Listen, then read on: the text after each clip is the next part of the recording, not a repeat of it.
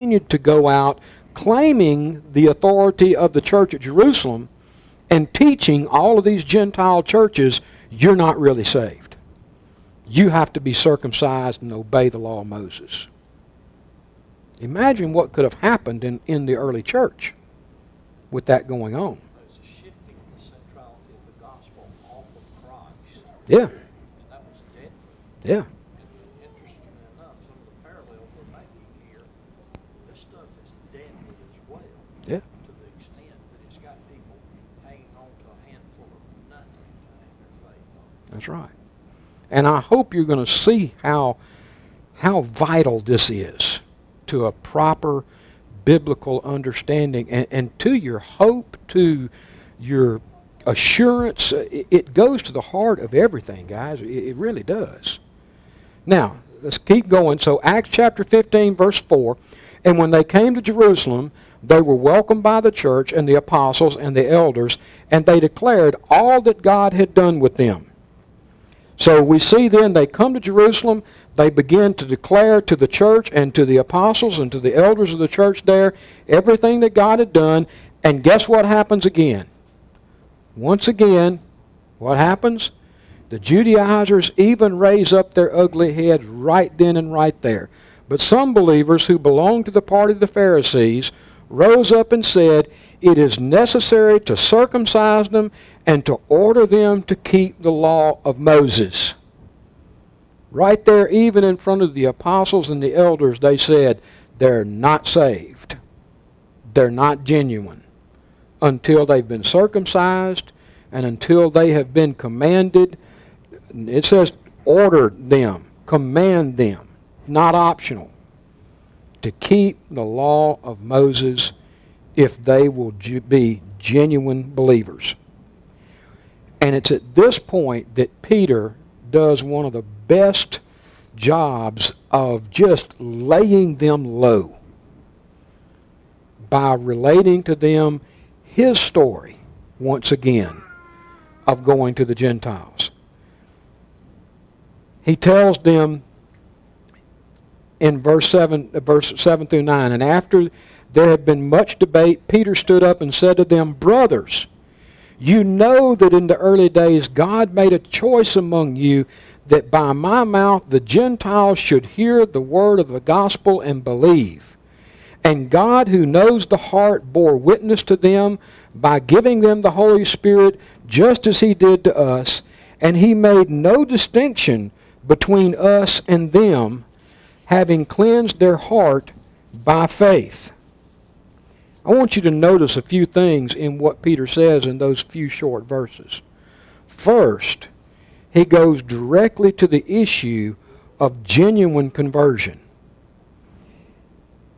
Both the hearing and the believing, according to Acts 15 verse 7, is a result of the choice of God. Do you see that? He said, brothers, you know that in the early days God made a choice among you that by my mouth the Gentiles should hear the word of the gospel and believe. It was God's work that brought both the hearing and the believing through Peter. And then he goes on to say, drawing on their understanding of God, that it is God only that is able to look at the level of the heart.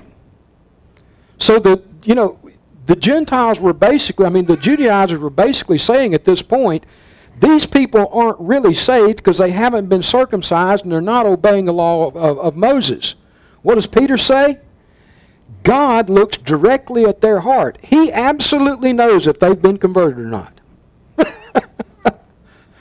That's what Peter says. He said, God who knows the heart, or God who looks on the heart, bore witness to them. Bore witness of what?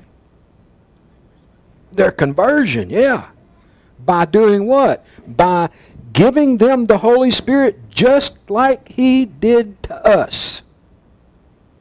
In other words, as Paul says, the Holy Spirit is the seal. In giving the Holy Spirit to those people, it was God's seal. These are mine. And Peter says they didn't get that by being circumcised and obeying the law. They got it by faith. Of course, the very foundation of the gospel. And then he goes on to say, and he made no distinction between us and them, having cleansed their heart by faith. In other words, this idea that you have to be a Jew doesn't fly. That's what the Judaizers were saying. You've got to join us Jews. You've got to become one of us. And Peter says he didn't make any distinctions. He saved them by faith, and then Peter adds, just like he did us. In other words, he didn't save us because we were Jews. He says he didn't make any distinctions between us and them. All of us are saved by faith. So we weren't saved because we were circumcised and Jews. They're not saved because they're not circumcised and Jews. So what does Peter do? He cuts the legs out from underneath the Judaizers. He robs them of their case. And so they have no ground whatsoever for their argument that the Gentiles then need to obey the law of Moses and be circumcised. And it's at this point then that basically everyone shuts up and gives Paul and Barnabas an actual hearing. Up until that point, it seems as if there was a lot of hollering going on. They were basically talking down Paul and Barnabas whenever they would try to make their points. But after Peter stands up and reminds them of these things, it says that the crowd quieted down and they listened to what Paul and Barnabas were saying. And it's at this point that James then makes this statement in chapter 15, verses 13 through 18. Well, actually, 15 through 18 is what we're going to look at. Brothers, listen to me. Simon has related how God first visited the Gentiles to take for them a people for his name. Now notice exactly what it is that James says there. A people for his name. He didn't just say, save some Gentiles. He said to take a people for his name. Now, I wish we had the time to go back into the Old Testament and look at how that phrase is used over and over again. I can guarantee you one thing. It is only used for the people of God, which was portrayed in the Jewish nation in the Old Testament. That's one of the reasons, by the way, that the Judaizers were so adamant about this.